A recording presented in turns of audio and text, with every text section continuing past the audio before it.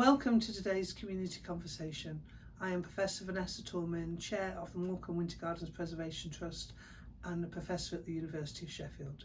Today I am delighted to be joined by Stephen Anderson of Buttress Architects and Michael Rieveley of Rieveley Resoration. Together we will discuss the history of the Winter Gardens, the current restoration works that we've been undergoing, funded by the Pilgrim Trust, and of course the ongoing capital plans and our future plans for the regeneration of the building.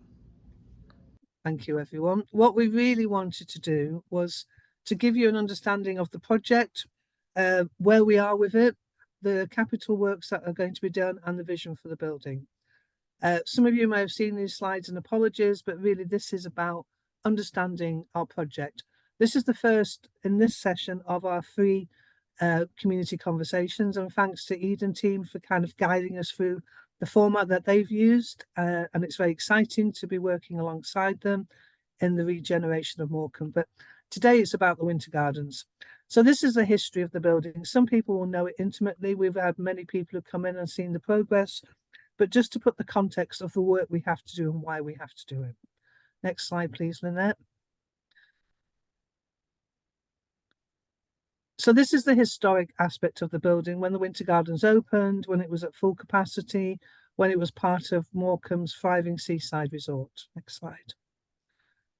But this is the kind of very clear history. This is when the building opened in 1897, was opened and owned by the Baxter and Abbott, sold to a bunch of local consortium, then came into Trust House 40, controlling stakes, Morecambe. So that gives you a kind of overview. And this overview is really, really important because there are no records really of the Winter Gardens. There's no physical records that tell us all the different stages. There's bits and pieces over the years. Archives have been lost, records have been lodged in different places. So as well as the capital works were informed by the physical archives of the building, and the archive of the building is actually the building itself. That's really, really important because the building is a Grade 2 star listed building, obviously on the Theatres and Buildings at Risk register. So everything we do to the building has to go through very complicated infrastructure and permissions. And that's important because as a country, we have lost so many of our historic buildings. But our knowledge of the building is taken from the building itself. So actually understanding ownership of the building gives us an understanding of when interventions happened. So even though it's a very straightforward little slide, it's actually a slide that's taken a lot of work to get the detail in. Next slide. So this is what we are at the moment. We're a Grade 2 star listed building. We've been on the National Risk Register since 2006 and the Theatres at Risk. This sounds worse than it is. This actually unlocks funding for us, and gives us the potential to get further grants to actually work on the building. It was formerly a 2,500 capacity. That capacity is interesting because certain records say 2,000, certain records say 3,000. So we're going on records we found from the box offices in different collections that show us that at its height it was 2,500. But it was probably more because of the parts of the building were benches rather than seats. There was an entertainment tax which told you how many you used to get taxed for people coming in the building, so they would also underplay the capacity. But anyway, the major issue we're going to talk about today is in 2019, when I became acting chair, we had a governance review funded by the Theatres Trust and supported by Lancaster City Council, and we had to dissolve the Friends charity. There was 2 charities and a company operating the building, which was not within charitable guidelines and Charity Commission guidelines. So we had about a 14-month process where we actually, with the support of Lancaster Council and obviously the Theatres Trust and the Charity Commission, the Friends charity was dissolved, new trustees were appointed, and now the building is solely operated by the Winter Gardens Preservation Trust Limited on January 2020. This is a new board, new trustees, and then I formally became the chair in 2020. Next slide. So our current chairs and trustees, this is on our website, but you can find out more about it. And we consciously brought together a group of trustees who had intimate building knowledge. We wanted people who understood the building. We knew that we were going to spend the next 2 to 3 years on huge capital projects. Experts in that field cost a lot of money. One of our earliest appointees was Paul Anderton, a local solicitor, who have saved us many tens of thousands of pounds in legal fees. So we've got a very clear, practical board of trustees whose work is invaluable moving forward, especially as we go forward in this capital phase. Next slide. And then myself, just some background to me, people who don't know me, I'm the chair of the Winter Gardens, author of 14 books now, run lots of large projects both at the university. I specialise in cultural regeneration. As a historian, worked with Sheffield Council, Blackpool Council. So this is my kind of day job. I'm also a historian, and my pledge as a Morecambe girl is to restore the Winter Gardens for the people of Morecambe. That is my personal pledge. And it's actually very emotionally satisfying, but also very draining. Next slide. So these are some of the assets that we have in the building, which you will see or know as you go forward, and just want to give you a visual understanding that as much as I will talk about it being at risk and much as I talk about the issues, it is still an outstandingly and amazingly beautiful building. But it's a building that has not had much care for many years. And it's a building that needs a lot of care. And that care has to be done before we open as a fully operating cultural venue. Next slide. These are just some of the facets. And I'm showing these parts of the building because this is part of the redevelopment. That's the staircase, and we'll talk to Michael about the work he's done on it. That's this amazing end top of the building, which gives you an unparalleled view of Morecambe Bay. And that is one of the beautiful box offices that the volunteers who have worked tirelessly over the last many years to actually get the building to a point where the members of the public can come into it. So this is really what we've done over the last 3 years. And to kind of put it down on a slide gives you an amazing understanding.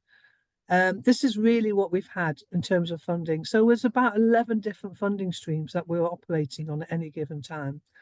And part of that gives you an understanding. So when you come into the building as a visitor to Morecambe, and last year we had 55,000 visitors through the building, and we've had a range of events. This is what is underpinning it all.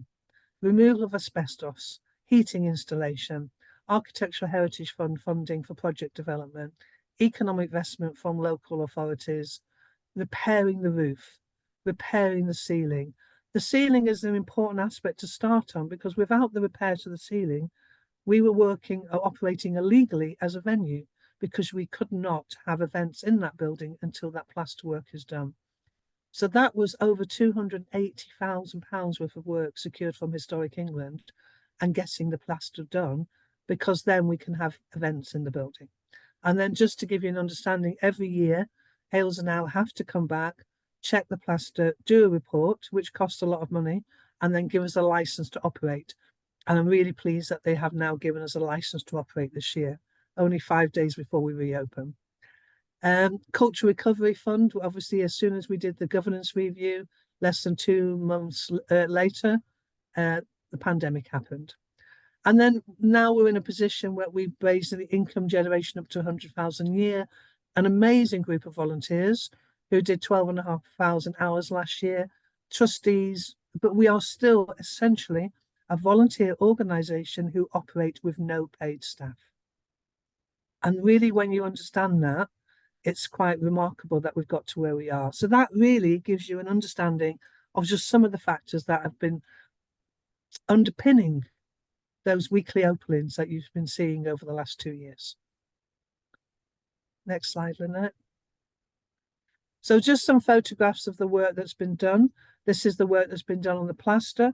And if you go on our website, there's a very detailed case studies of all the plaster work that's been done, all the dirt. I mean, literally 1/2 ton of dirt was taken out between the sections of the plaster, which was basically causing the ceilings to collapse. And there you see some of the mouldings and just some of the work that's been done. If you walk into the building now, you'll see there are no holes in the ceiling. Next slide. And this is some of the plaster work that's been redone. and some of the work that's been undertaken. So I'm just setting the context for where we are. So now all the plaster work's been done. There's still elements in the circle and up in the gods which need to be done, but the auditorium itself is tight now.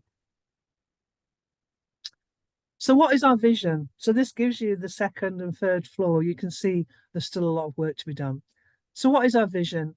Our vision is to bring it back to what it was called originally and set up to be, which was the Albert Hall of the North. And people scoffed when I said this 4 years ago because they hadn't really seen the potential of the building.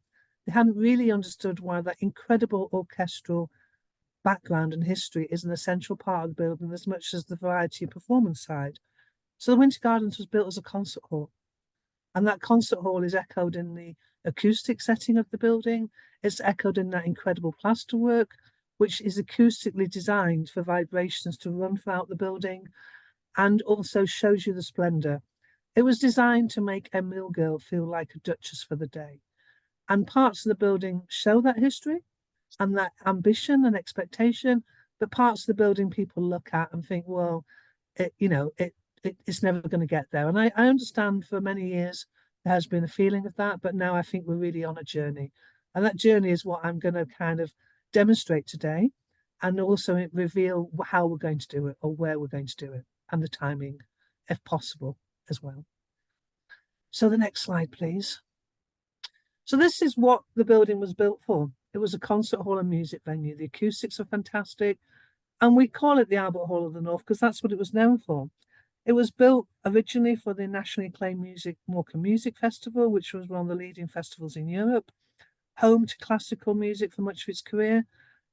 We have obviously the association with Elgar has now been really much at the foreplace, and obviously the premiering of a number of pieces by Elgar between 1903 to 1908. What wasn't widely known, it was the home for the Halley Orchestra during the 30s and 40s, and we want to kind of bring that ambition back to the building. It has the potential to be the largest indoor music venue in North Lancashire. There is a population base of 1.3 million and surrounding radius of the Winter Gardens, an hour travel for us, and also an opportunities for 1/3 of the building to be used for wider economic, leisure, tourism initiatives. So the building itself, its historical context has got problems because it was actually built as part of a larger complex, and that larger complex was demolished in 1982. In real terms, from a building management side, basically it means the whole infrastructure of a building, lighting, so everything was run next door, and that has all gone. So what we have to do is to bring all those utilities back into a Grade 2 star listed building. So once you understand that, then you kind of understand how you bring on, you actually solve that complexity. Next slide. So we've done a range of events over the last 3 years as R&D events, working with different promoters, local and nationally, to give us an understanding of what we need. So it's fine to say we want to be a music venue, but what does that actually involve? It involves a huge amount of backstage infrastructure. It involves a huge amount of commitment to sound and lighting without even the staffing side. So we've got to put things into the fabric of this building that have never been there. We've got to change and adapt parts of the building which are heavily listed, but we've also got to show there is an economic need. We're not pickling the building aspect, we're making it ready for the next 100 years. And these are two events we had. We had an event with the Levelers, which was done from the field, from Kendall Calling, and we had Hawkwind, which was done by Matt Panache, a local promoter who's been really, really instrumental in helping us bring different events to the building. But you can see in there, people are standing, and the capacity in both of those was up to 900. So it's the first time in many years, and I say this, that legally the capacity of the building was up to 900. Next slide. We've also had poetry events. That was John Cooper Clarke, again brought to us by the Morecambe Bay Poetry Festival. And then we had the Leeds Choir. And again, it's just showing what kind of uses the building can be. So it can be done for music, it can be done for performance, it can be done for poetry, and it could also be done for acoustics, choir, and choral events. And again, so this is showing the building with seats. 500 people can seat and look at the building. So currently we operate at a capacity of up to 960 for standing and approximately between 500 to 600 for seating, depending on the kind of seating we use. And these are events that took place. Now, these events were really important because we got postcode analysis, we got where people came from, where people travelled, and people travelled from all over the north of England to come to the Winter Gardens. And that was an incredibly set of evidence we could use to get the funding, the larger pots of funding that we are now in the process of delivering and going forward on. Next slide. So this is not done by the architects, this is done by us. So this is what we imagine it, that we have a standing and seating flexible space downstairs, and then we restore the seating back to the circle and the gods. And I know that we had a wonderful campaign done by the Friends to get those seats back, and our people keep on asking us when they're going back, when the building is structurally sound enough on the second floor to take that. And this is what our architect, who will talk about it in a minute, is planning to get to. Next slide. So this is what we're looking at. This is literally our plan. We're increasing the capacity. We're currently at 970 plus 60 for staff and crew. That's important. A future capacity could be up to 2,300, and we say could be up to because we have to kind of work on the accessibility issues, all the different current legislations. The CDF funding, which is the funding we are now developing and talking about, which is from Arts Council England and delivered through Arts Council England, but funded by DCMS and the government. And we went through an incredibly competitive process to do that. We are the only voluntary-led charity who's ever had this funding. So we're very proud of that, but that has issues as well. We currently have 8 toilets and 4 urinals, but we need to increase capacity. We have planning permission to have the temporary toilets that we have in now, and obviously the aim is by 2025-26 we will have a full new toilet block. We've got a heating system now in place, we've got new insurance and event structure now in place, and we have now in the process, within literally now, we are installing and getting the spec out for new stage and technical requirements, new windows at the back of the building. I think we've got 17 windows to replace, new stage door to replace, and that makes it all the back side of the building, the kind of back end of the infrastructure will make it absolutely attractive for touring and production companies because they can load from the back of the building, go straight into the car park and go straight in. We also need to put a whole electrical cover throughout the building, rewiring the entire building, and a fire safety plan over the next 3 years. So in the blue boxes, you can see like what we're doing. Application for full infrastructure, creating a fire extension, changing the bar and cafe area, developing parts of the building. So there's about 3 different schemes running within the 3.2 million that we have been given from different funding sources. Next slide, please. So the full amount of the work that we've been delivering since October 2023 is 3.2 million. Of which 2.74 is from the Arts Council and DCMS, 200,000 from the UK Shared Prosperity Fund given to Lancaster Council, and then 200,000 that we have the trust have to contribute, and we contribute that through teas, coffees and toasters. Every penny you go into the building goes directly back into the project. We've also got we've been fundraising for the contribution to restore the mosaic floor, and that has been successful, and Michael, who will talk next, will talk about that. And we've fundraised £45,000 with additional funding, part of that funding from the Pilgrim Trust, which was the final piece in the jigsaw, literally. And then we are the first volunteer charity not funded by the local authority or larger trust to get this award.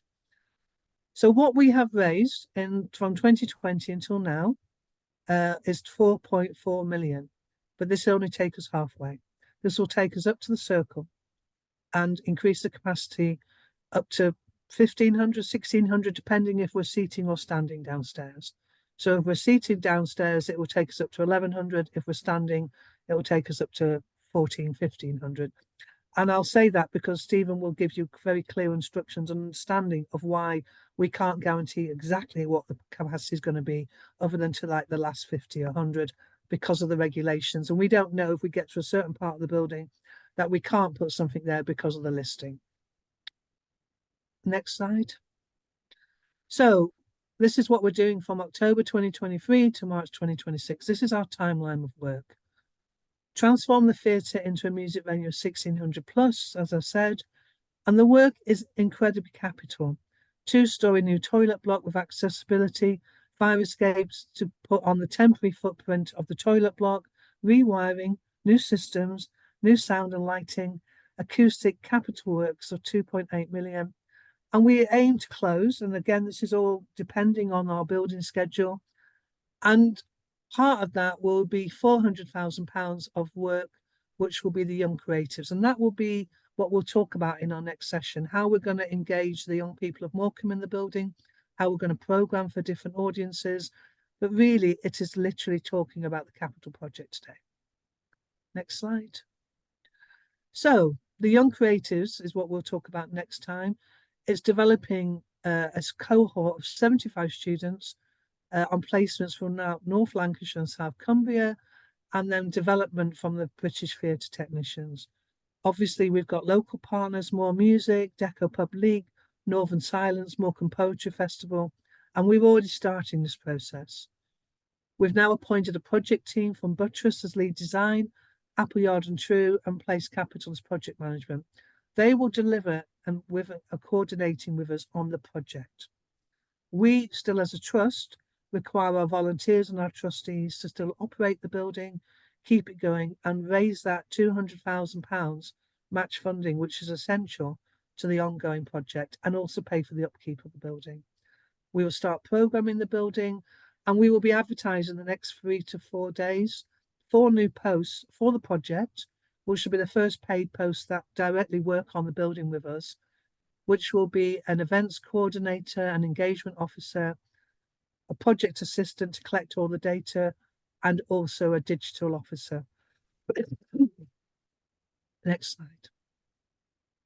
So this is the building as we are today.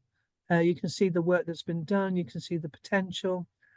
And I hope I've given you some background to understanding the huge amount of work that's gone on behind the scenes over the last 4 months, based on foundations of work that goes back to 2020. And this would not have been possible without the volunteers, without the trustees.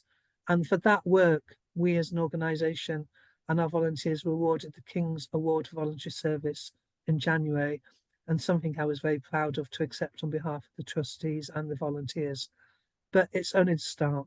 We've still got a long way to go.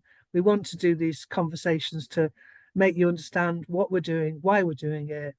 And I'm happy to take questions about where we're up to, or if you want to just get on to Michael, that's equally fine. Michael Rieveley is from a conservation company, which we went through a competitive process to appoint, and the funding for this came directly through local contributions. This is directly money. Over 151 people contributed to the crowdfunding. We also had a wonderful donation from His Majesty the King, and we also got 12,000 from the Pilgrim Trust. So the first start of the work of the capital project that I've been talking to you about is now. So over to you, Michael. Right, to start off, we'll just run through a sequence of events as to what happened in terms of timing. So in 2022, we were approached, this is me as Rieveley Ceramics, were approached to go and assess the building, assess the ceramics in the building and see and offer a quote for them. Eventually, we were given the go-ahead after in June of 23.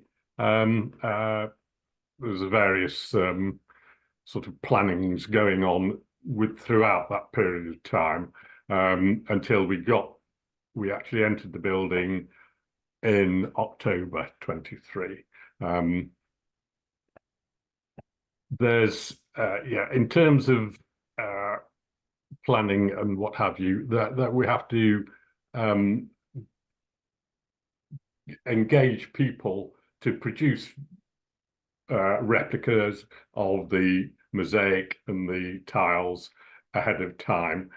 So that was done in the knowledge that, well, that they may they may have to do provide this stuff, but it wasn't till we actually got the go ahead that we could say, yeah, go ahead.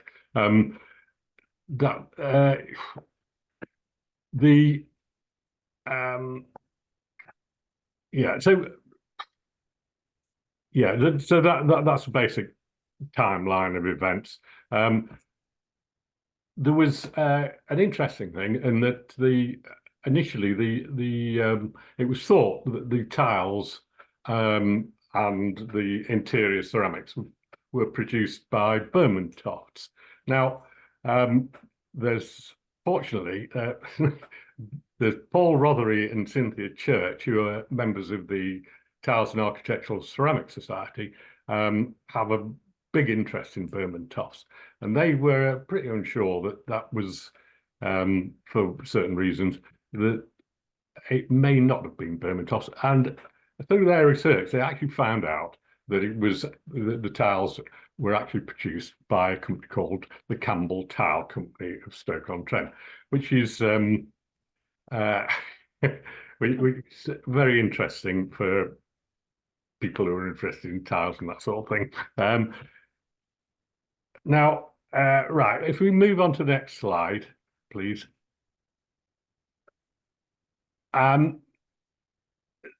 Yeah, well, this is these slides are of the floor as we first saw it. You can see there are various problems, damage, dirt, and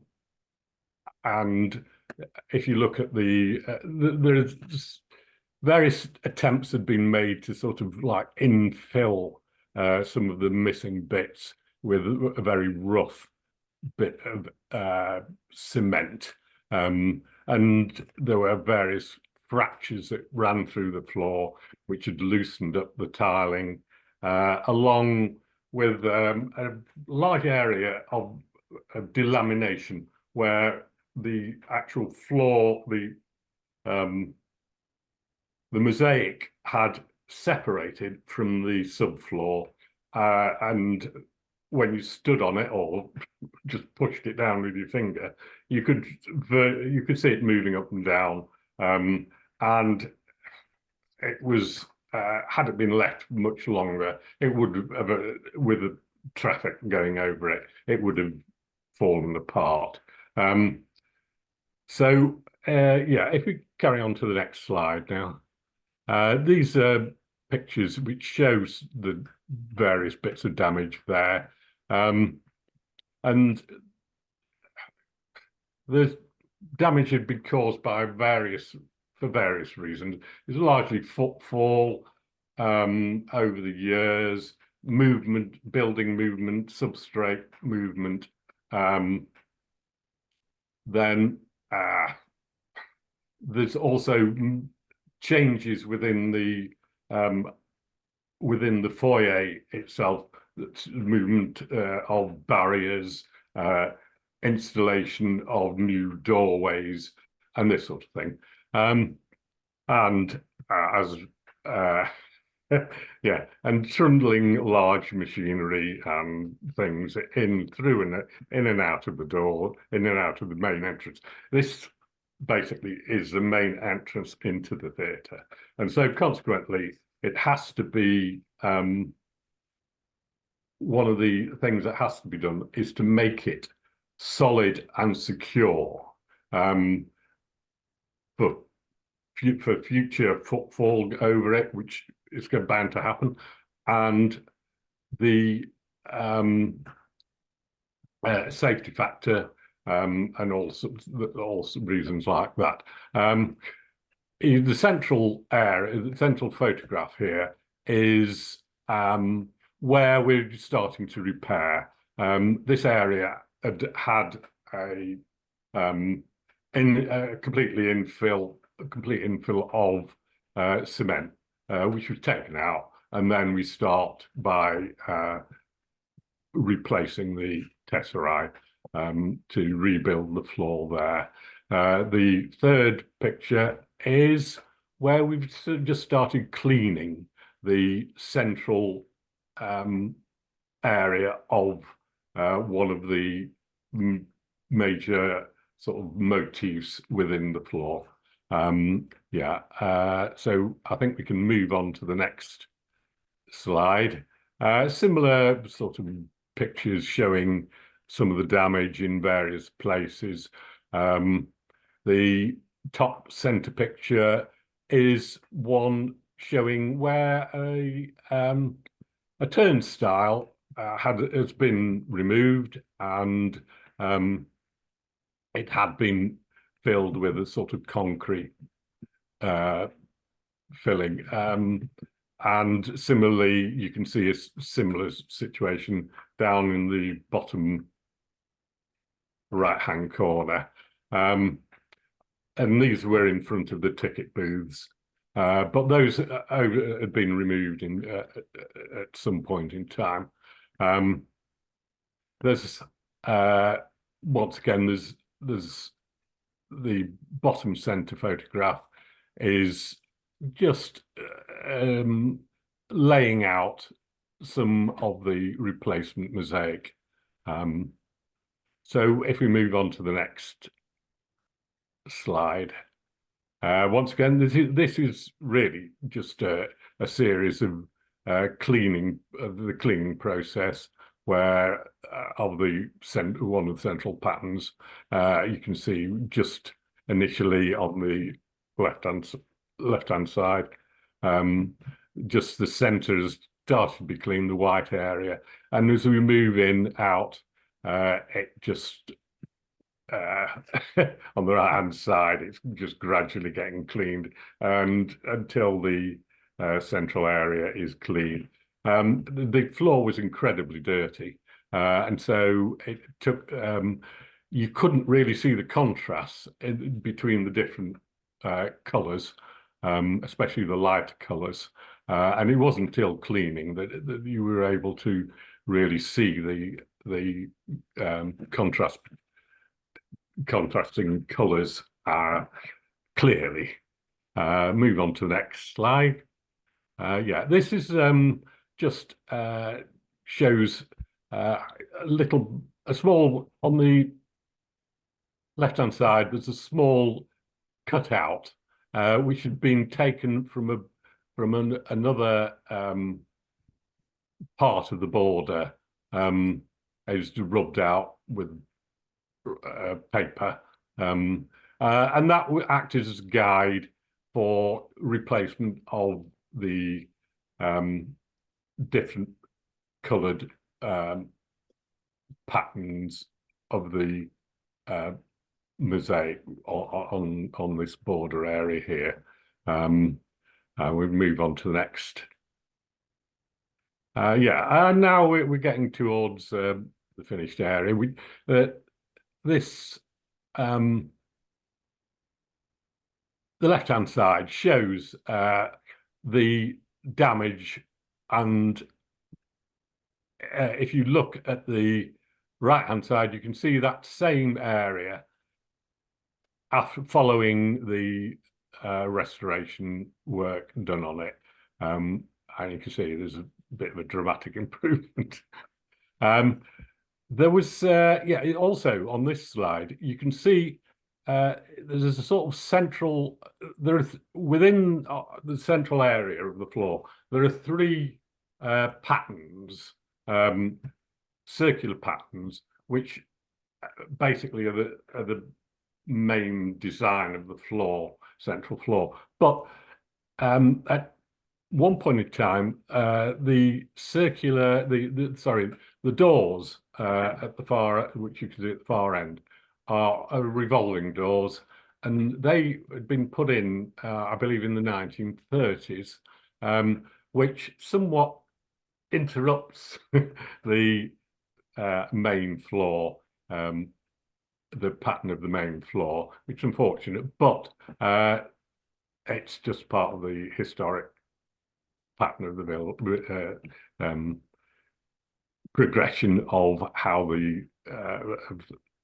the development of the building through time. If we move on to the next thingy, right? Well, basically, this is the final floor after we'd finished it. Once again, you see it in the central thing. You can see the interrupted flow of the floor.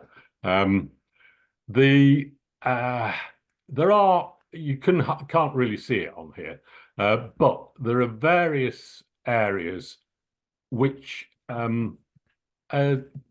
we previous repairs which we left as a sort of historical record of what had occurred to the floor. They're not desperately obvious until, but if you from these photographs, but there are anomalies on it, which if you visit the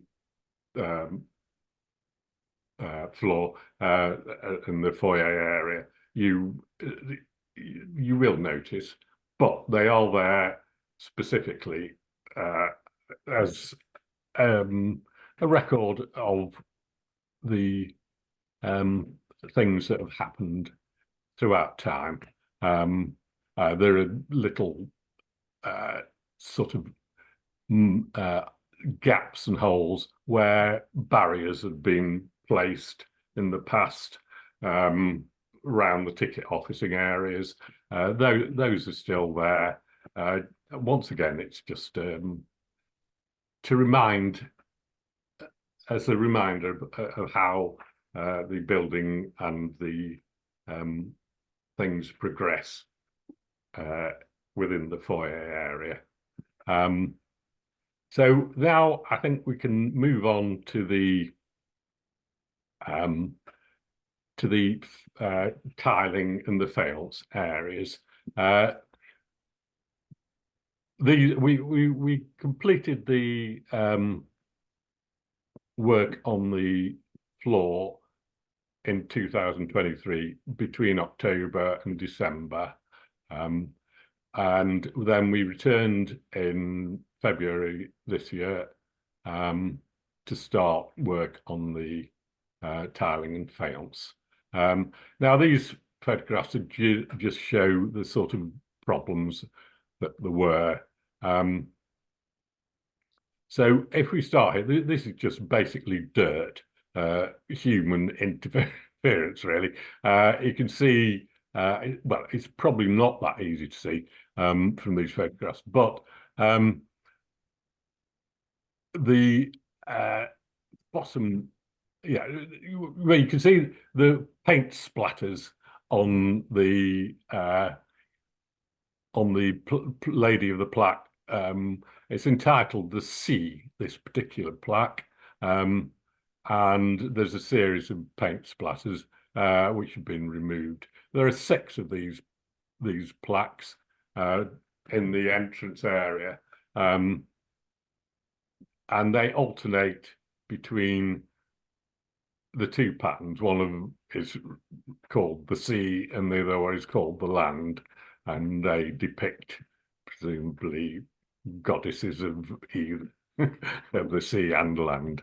They're quite attractive pieces and quite spectacular in size.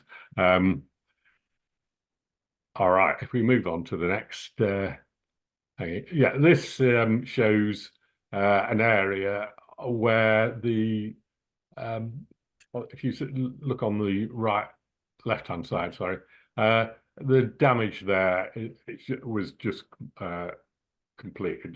There was some impact damage or something like that had broken away the whole area of that tile, and the little and the at the base of a pilaster that runs up, and the embossed tile at the base. Now we replaced it because they were just individual pieces. The cost of producing a ceramic piece for replacement would have been excessive. So this has been replaced with plaster casts, and the final thing on the final result is on the right-hand side, just painted up and coloured to complete it. If we move on to the next slide now, this is some serious impact damage on one of the upper banisters, which has, as you can see, has had a fill, and then eventually it was an acrylic paint finish has been put on to match it on the right hand side. Yeah, if we move on to the next one, and another more damage, similar infills put on and touched up. Yeah, but there's a choice as to what material you use to replace these things. In the past, epoxy resin was very favoured, a favoured material, but it's nowadays it's sort of gone out of favour to some extent, because over time it discolours, and once it's in, it's quite difficult to remove. So we tend to use softer materials, which are easier to remove out, which are basically a plaster-based material, generally speaking, which we overpaint using acrylic colours. And this is an example of that. So yeah, if we move on to the next, yeah, this just shows the stairs. Now, the building, the ceramic decoration extends up the stairways up towards the entrance into the upper balcony, and there are sort of 3 flights of stairs that go up to it, with tiling all the way up and all the way around. So in order to access, we put in lots of scaffolding, or had lots of scaffolding put in for us. And that shows scaffolding, and this is once the scaffolding is removed. That's yeah.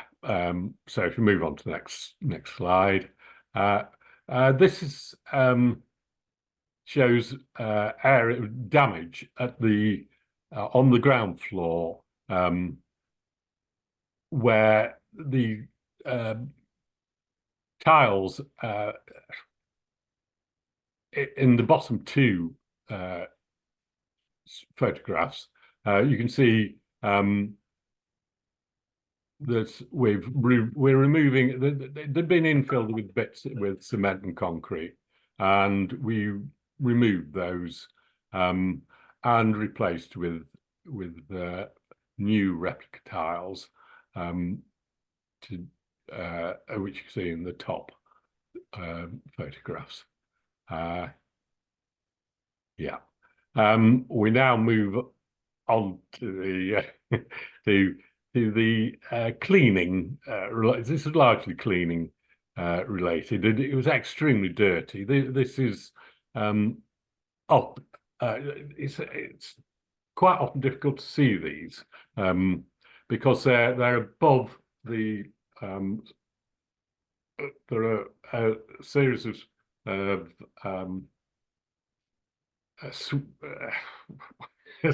circular doors entrance that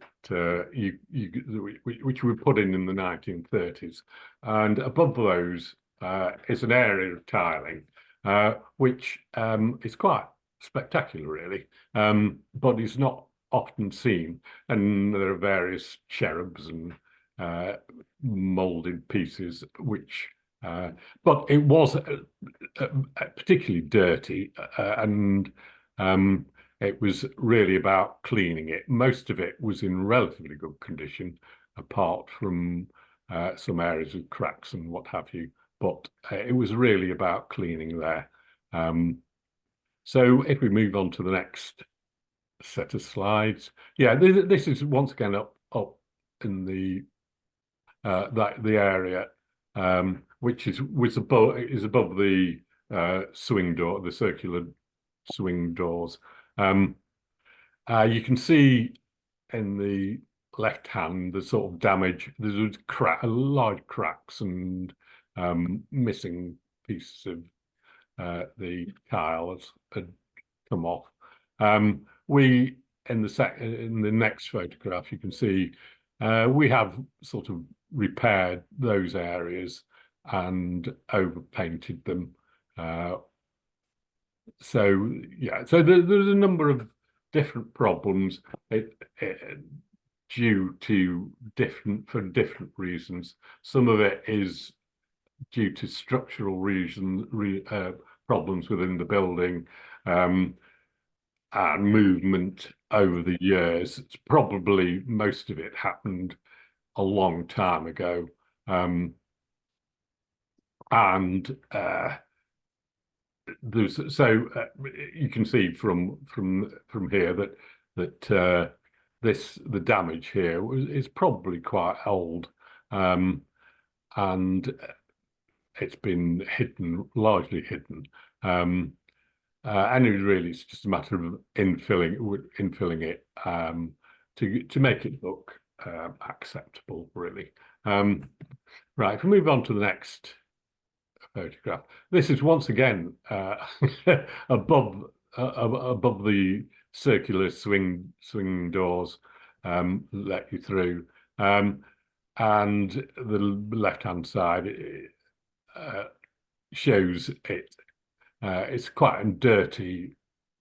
You probably can't see it that clearly, but this is following the sort of restoration and cleaning work on the right-hand side. It's quite spectacular stuff, tiling and faience work. It's the thing about the Morecambe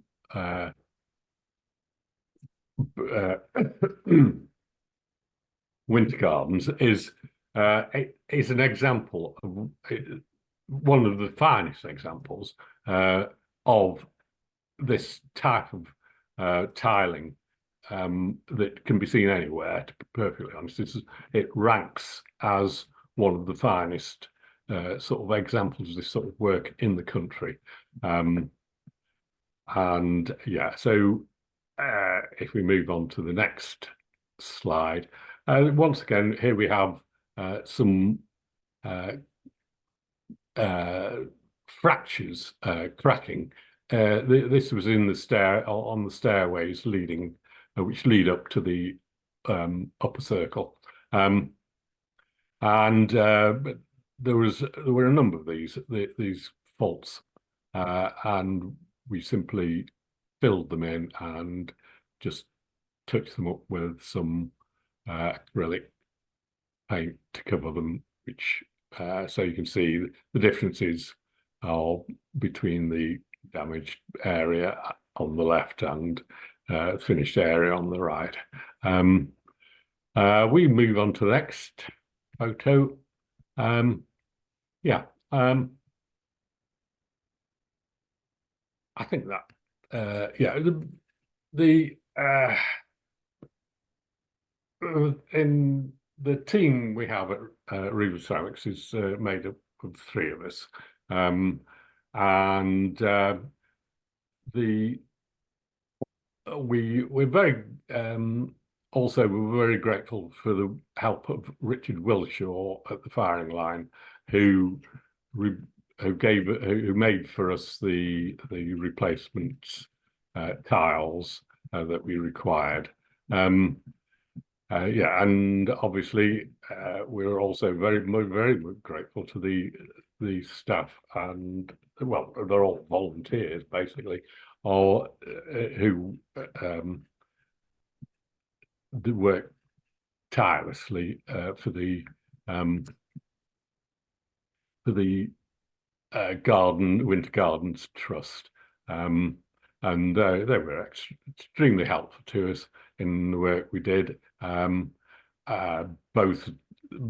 the trustees and the volunteers were.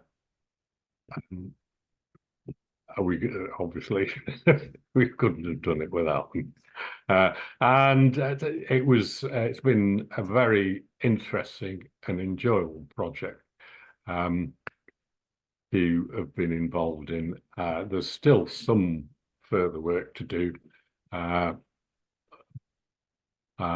but we hope to get back to that in the next month or so. We're awaiting some more replica tiles, which are taking a bit of time to be done on one of the pattern. One of the ladies that you saw on the first slide. There's one which was where where a lot of tiles were removed. There are two stories about that, and one is that somebody was trying to remove the actual main plaque, or possible theft. But in another explanation is that it was actually pulled out as a serving to make a serving hatch through to the room next door. Either way, it doesn't really matter. But we have to return to do that. But otherwise, we've completed the work there. So yeah, well, thank you to everybody, and any questions, please feel free to ask. There's one question. Thank you, Michael. I'll do this, Lynette. There's one question, and it's a question about the acrylic paint, Michael. What is the longevity of the painted repairs? Are they going to need regular repainting? Well, it's very difficult to know. They should last, hopefully, for at least 30 years hence. It's very difficult with these things. Sometimes they can discolor and maybe need attention again. It's really a matter of wait and see to a large extent, but we hope they should have at least a 30-year longevity, and by which time, if required, they can be recovered. There is this, as I was mentioning, one of the reasons we've avoided using epoxy to a large extent. We have used it in small areas, but to a large extent we tended to use plaster and other fillers, which you can easily remove if required. It may be that in future there are better methods found, but epoxy has been used, but it has problems in that it over time it discolors, and that it is rather difficult to remove once that happens. So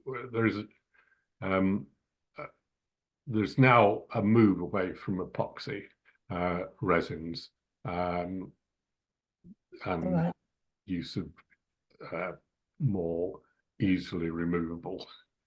Okay.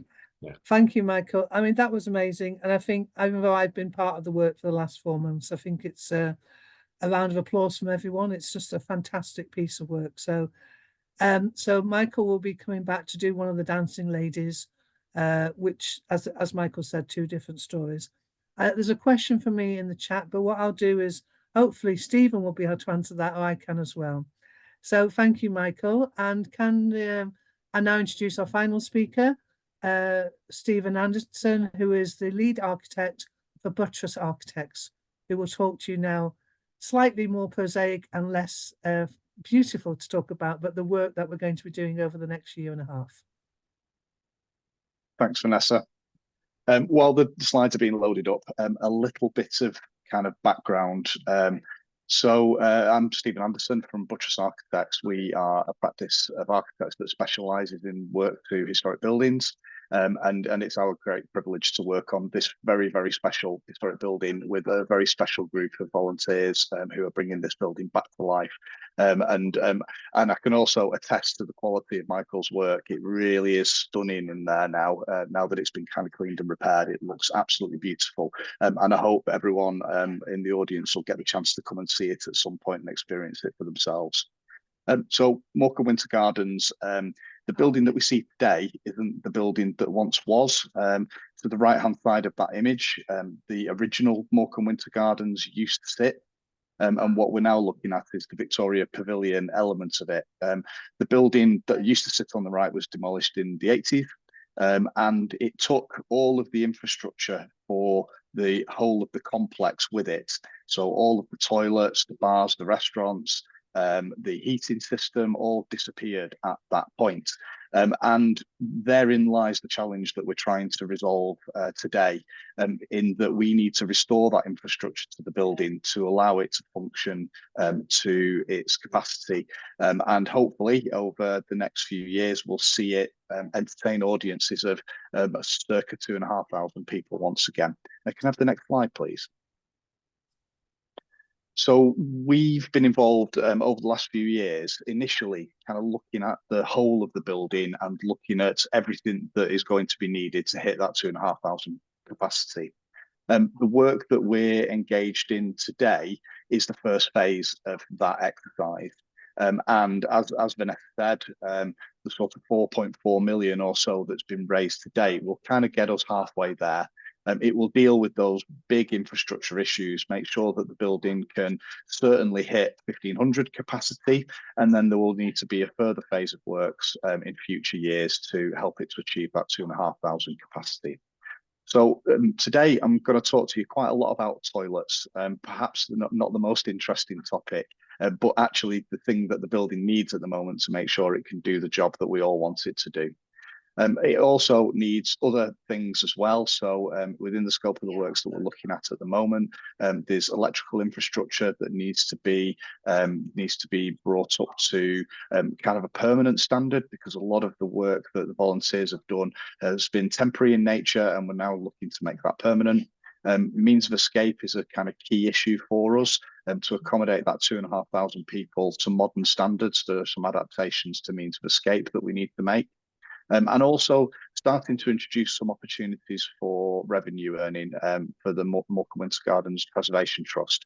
So you'll see on the image in front of you where bar 2 is. What we want to do is restore that space so that it can be used again as part of the complex. So what's on this drawing? So this is the ground floor plan. Morecambe Bay is on the left-hand side, and the stage end of the building is on the right-hand side. And hopefully that will help you to kind of orient yourselves around the building for those who know the site and the area. To the top of this slide, we are looking to create an extension, and that area that's sort of highlighted in beige at the top of the slide is a new extension that we're proposing to accommodate all of the WC provision that we need for the building. So in a theatre context, particularly for kind of interval performances, you get a lot of people all wanting to go to the loo at the same time. And that means we need a lot of toilets. And that's why this extension is required. We looked at whether a toilet accommodation could be accommodated within the existing footprint. Simply wasn't possible. So an extension is needed. And we're in the kind of fortunate position that the land that we're looking at was the former site of the manager's house for the Winter Gardens complex. That was demolished sometime in the past. But as a previously developed site, there's a logic to look into to put a new building in that location to accommodate all this new infrastructure. Alongside the toilets, we are introducing a lift. And the purpose of that is to ensure that this building is as inclusive as possible going forwards. It can accommodate people with different access needs, and they can sit in different parts of the building and not just limited to the ground floor. We're also providing accessible WCs in that extension as well. And then, as Vanessa mentioned, the stage area, we're looking to put infrastructure in place there, which allows for different performers and types of performance to use the space as easily as possible. That makes it much more efficient for different kinds of productions to use the Winter Gardens, make it really attractive, and bring high quality acts and performances into Morecambe. Next slide, please. So this is the first floor. So the extension runs over sort of 2.5 floors, and I'll explain that a little bit more when we go up a floor. But a similar kind of layout, so it has the WCs and the lift in there and an accessible WC. And then you can see that the staircases are highlighted as well in that sort of beige colour. They are going to be repaired to make sure that they can accommodate the volume of people that are passing up and down them in future. And we're also doing some measures to those to help them to accommodate those numbers in the event of any kind of an emergency situation. So making sure that there's good compartmentation and that we improve things like lighting so that they're in the best possible shape. At this level, the vertical level, the seats that have been brought back to the building through the funding campaign that Friends ran, they will be replaced into the circle. And what we're also going to do is create some provision for wheelchair users at this level so that they can use the lift, get up to this level and have a different perspective on the performances if they choose to use those seats. Next slide, please. And then at this floor level, you'll see that the extension has a small second floor with a lift and the lift lobby, which means that there's access up to this floor for people with access needs. And it also obviously means that in the event of an emergency, those people can also get out via the lift, which is really, really important that we facilitate both access and means of escape. Next slide, please. And then this is just a plan that shows the sort of very highest levels of the building, the upper circle, just to kind of show that the interventions we need to make here are about creating really good compartmentation for those staircases. So they will have a kind of a lid placed over the top of them so that they're separated from the auditorium and offer safe means of escape. Next slide, please. So what will all this look like? We've been working quite hard to sort of think about different design solutions for what this extension might look like. And it is quite a complex thing to try and determine. It's a grade 2 style listed building. It's obviously hugely significant, but we're actually working in an area that was previously developed with the manager's house. And we're at the kind of rear, the sort of tradesman's part of the building, if you like. And so where the Morecambe Bay frontage is all about show, you know, it's this kind of beautiful terracotta and brick elevation. The rear is very functional. It's not designed to be as aesthetic as the front. So what we're trying to do is maybe tread a kind of a halfway house through that. So we recognise that there's an opportunity to create something that's visually attractive and appropriate, but we don't want to compete with this amazing listed building. So what we're looking at is a palette of materials, which is about brickwork, and using sort of similar tones, perhaps using metal products for the upper parts of the elevation. We want to bring some natural daylight into the spaces that we're creating, but obviously not have any privacy issues. So using opaque glass materials like that. And we also think there's a really interesting opportunity to think about the creativity that's brought Morecambe Winter Gardens to life over many, many years, and maybe introduce that into this extension. So perhaps a piece of public art just on the corner of the extension that you can see just on the right-hand side of it there. If you go to the next slide, please. So this is the elevation looking from the other direction to the sort of side of the Winter Gardens. So you can kind of see the way that we're looking at the materials, expressing the lift shaft, so that that's kind of a clear element of the scheme.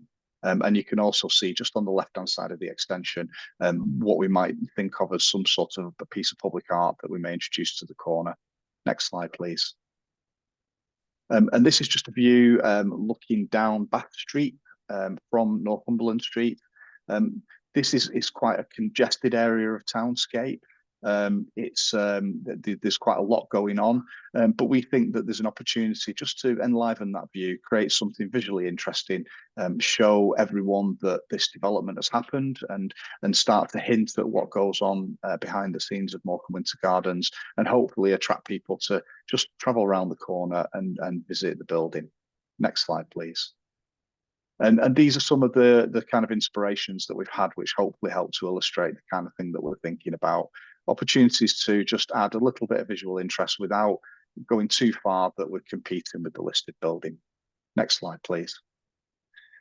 Similar precedent examples for the kind of things that we've been drawing on for inspiration, obviously alongside being inspired by the building itself.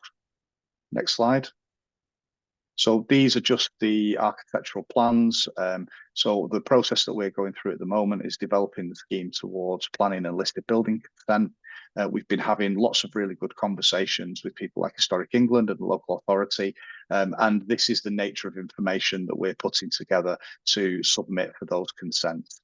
We've already got consents in place to replace the windows on the rear elevation. Those are kind of highlighted with the notes in blue. And the purpose of that exercise is firstly one of repair. Those windows are not in the best of condition, but also to improve the security at the rear of the building and to improve its thermal performance.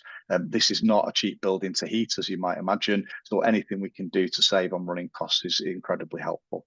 Next slide, please. There's just further examples of the kind of drawings that we produce for those consents. Next slide. And next one. I think that's it, isn't it? So I think that's me. So thank you very much for listening. And obviously, if there's any questions, happy to take them.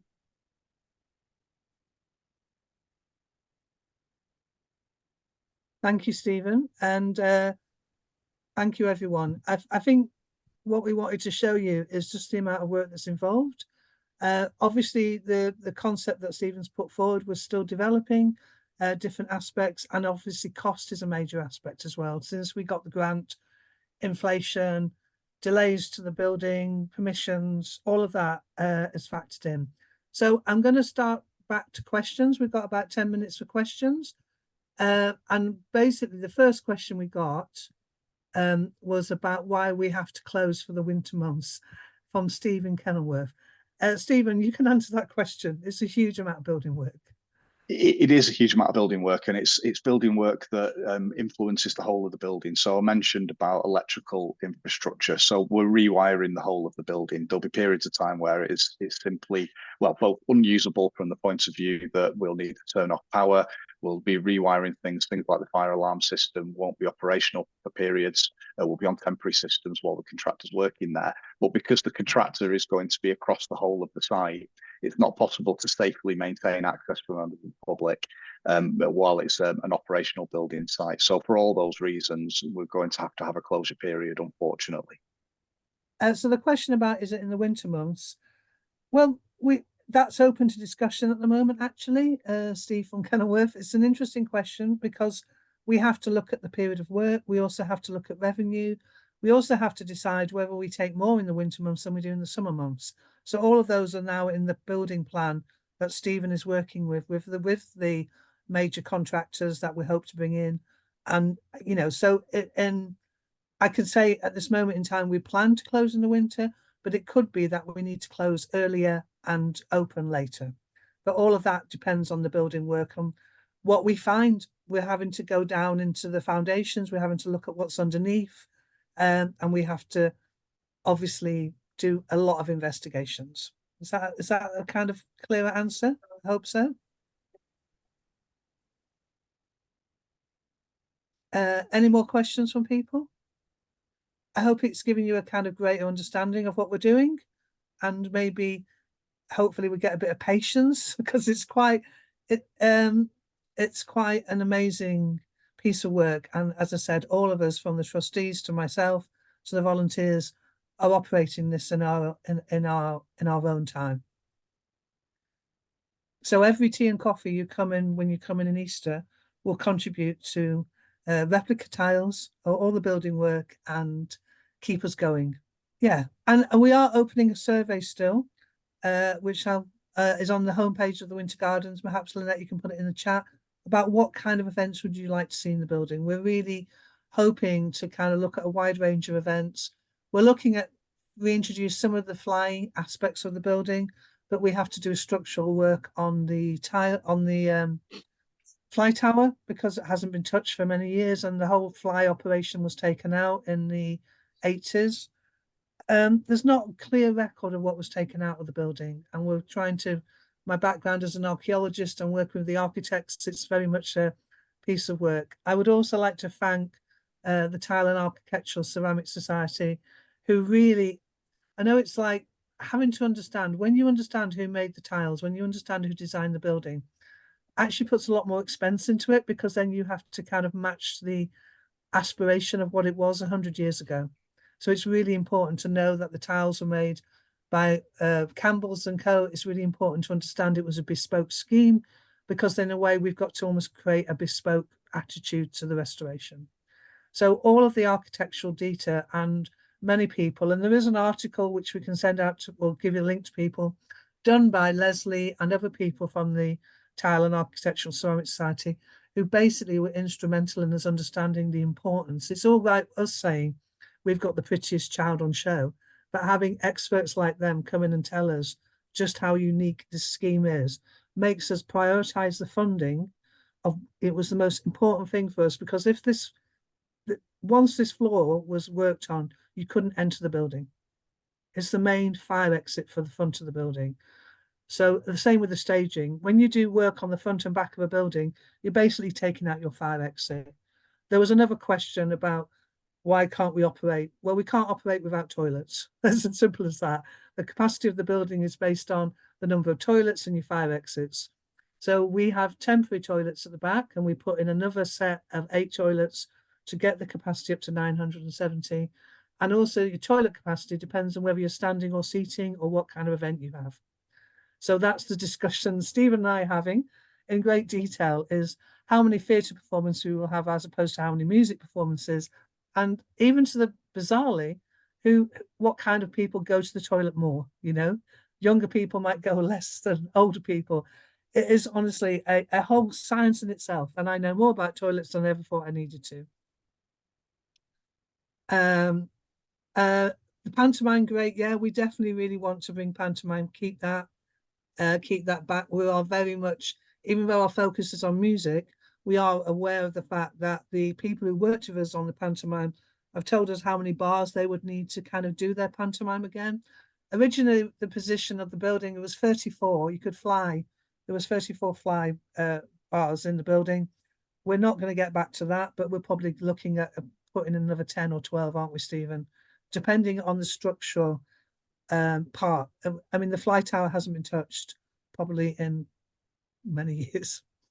I don't know how long it has. So those are the questions we're looking at. But the Theatres Trust and the British Association of Theatre Technicians are involved as well. And I can talk about more about their involvement at the next stage. In terms of fundraising, could the bar restaurant be fitted out and operated while performances are temporarily paused? I'm afraid not. Stephen, you answer that question? It goes back to that point we were making earlier, that we just need to kind of work across the whole of the building at once, and that creates some significant challenges in terms of how we phase things. But I suppose the point there is that we're looking at the phasing strategy and looking at how we can minimise closure periods, how we can kind of be flexible in bringing spaces back into use. Some closure is inevitable, but there may be some nuance to it that we can work within. So that's kind of the work that we're doing at the moment, the live stuff. is kind of looking at that phasing, looking at how long that closure might be, and looking at exactly when it needs to be. Yeah, we will kind of take those sorts of thoughts on board as we do it.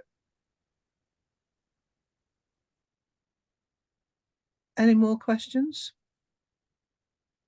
We will be open at Easter. We have got a digital exhibition. We have got digital things online. I thank you for the digital exhibition. People can visit the site online. We get 40,000 users a week on the site. All of these talks will be put online. We're doing a series of podcasts. We're doing 5 podcasts at the moment. We're just getting them together. If you come to the building at Easter, you might feature on the podcasts. So we're doing 5 podcasts about the building. We're also put the restoration journey online. We did an online tour, which wasn't actually used as much as we thought it would be. So we really do a lot of evaluation about what people look at. One of our volunteers suggested we have digital screens in the building. That's a lot of cost for something which is temporary. We literally, our running costs as a building without opening are £60,000 a year. And that's regardless of the money we have to find for the schemes. So these talks, the Facebook posts, the Twitter, online, I mean, just the one about Michael showing the floor got 40,000 hits. It's just amazing, the interest in the restoration. I don't know whether the one about me and Stephen talking about toilets will get as many people wanting to watch, but you just don't know, really don't know. But anyone who's online who has got information that can help us or wants to get involved, please feel free to contact us through my email, which is chair@morecambewintergardens.co.uk or admin@morecambewintergardens.co.uk. Hopefully we'll have people in place in the next 3 months. Again, if people want to talk about the job descriptions, will be going online once the Arts Council sign them off next week, hopefully. And everybody will be involved. It is the People's Palace. It is the People's Palace. It belongs to the people of Morecambe. We are only custodians. We are there to safeguard it for the next generation. So our next presentations, we'll be talking about how we want the building to be used by young people and creatives. And we're open to all discussions. Now is the time, isn't it, Stephen, to talk to us as we go through the stages of RIBA Stage 2 to RIBA Stage 3 and the practicalities, and also discussions about it. So happy to take ideas, happy to be part of that community process. This is what it's all about. And I look forward, everybody will be welcome at Easter. The floor will be on show. We're going to open up the staircases, especially because we have many people who've contributed to the fundraising, and we will acknowledge all of those people. But as we say, we've really been trying to get to the point where the building's open again at Easter, and Michael has done an amazing job. If you didn't catch it in the presentation, 50,000 replacement tiles, tesserae, were used on that floor. 50,000. And they're literally like, 5 millimeters in size. It's amazing. You just kind of actually understand. And Michael made sure we had lots made. And the replica tiles. So it's always a case of cost v ambition. And we've got an amazing ambition. So now we've got to kind of keep up with the costs. Yes. I will at some point ask Hales and How to do something about the plasterworks, because I think that's really important as well. Any more questions then? Any feedback? Thank you for Michael and Stephen for giving their time free to come and talk to us. And thank you to Lynette and Anna, my team colleagues, who I basically took off the university for a couple of hours to support us. And I thank everybody in Morecambe and all the trustees and volunteers. I know you all cannot wait to get back into the building. We'll be open at Easter Saturday, Sunday and Monday. Our tours are bookable, so you can come on the tours and get more detailed. And these presentations have been given to the tour guides, or will be given to the tour guides to answer any questions.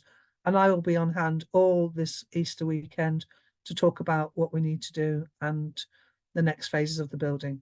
But as you can see, it's a really complicated piece of work. This is not just, and we're very, very protective of our listing and the level of craft people. Michael and Stephen went through a competitive process and we were delighted they were appointed. and they have as much love and care and attention to the building as we do. If people who'd like support have limited time, how best that could happen? I think basically people offer what kind of support they can, and we can see at this point of the process, we need them. And I don't mean that negatively. We need a lot of people to help us run the building. So what we really need people who can come in and help serve tea and coffees, do cleaning and stuff like that. But we also need people who can help promote the building or can be ambassadors for the building. So we're looking at that now. Michael has his hand up. Is that intentional, Michael?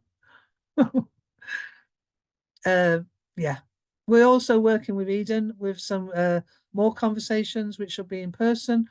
And obviously, however people want to find out about us, we're all open. We want to make sure the journey is accessible to everyone in every way as much the finished outcome.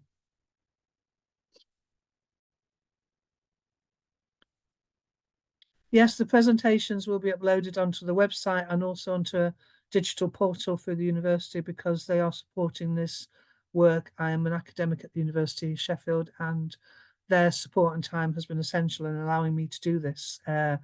Yes, it will be. Everybody, this will be put online within a matter of days, so everyone can listen to it and comment. So it will go on the university, it will go on the Winter Gardens web pages under the conversations. We've shamelessly used the model that Eden Conversations did, and thank you for the people and colleagues from Eden who showed us how to do it. So what we wanted to make sure that just these conversations were not going to cost the building money, not the trust. Yeah, so it was fantastic to learn from their experience of doing it. You know, so we're very good at saving money, I assure you. And we don't want to look like we're just gifted amateurs. We want to show it's as professional as possible. Yeah, thank you. I think there is 3 great years future for Morecambe, but we just ask for patience and tolerance of understanding the difficulties in doing such ambitious projects and also within time constraints of government funding. Thank you. I think we're 2 minutes within our timing. So thank you, everybody. We'll send details of the next conversations, which will be in April. But now we're going to make sure that Michael's floor is as beautiful as possible for when we open on Easter Saturday. And we hope that everybody appreciates the level. And again, thank you to Paul and Cynthia. I know you're on the call. Thank you for all the support and work and help you did on understanding. I mean, I love Bermontoff. I was pretty devastated we weren't Bermontoff tiles, but then I'm a tile geek like others. But I'm equally proud that we've got Campbell and Company involved, even though it's a slightly more complicated story. We'll be telling that story of the building.